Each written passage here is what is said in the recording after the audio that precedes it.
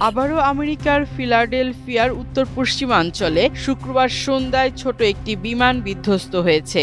শনিবার ১ ফেব্রুয়ারি বিবিসির অনলাইন প্রতিবেদনে জানিয়েছে এতে বেশ কয়েকটি বাড়ি ও গাড়িতে আগুন ধরেছে। দেশটির নিরাপত্তা কর্মকর্তারা বলেছেন বিমানটিতে ৬ জন আরোহী ছিলেন, কিন্তু আমেরিকার একাধিক মিডিয়ার বরাতে বলা হচ্ছে বিমানটিতে চিকিৎসক এবং একজন শিশু রোগীও ছিল।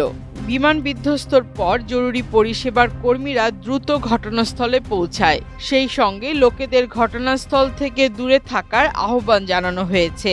ফিলাডেলফিয়ার মেয়র পার্ক এক সংবাদ সম্মেলনে বলেছেন বিমানটি বিধ্বস্তের ঘটনায় কতজন হতাহত হয়েছে তা এখনো সিটি কর্মকর্তারা জানেন না, তবে আমরা সবাইকে প্রার্থনার আহ্বান জানাচ্ছি।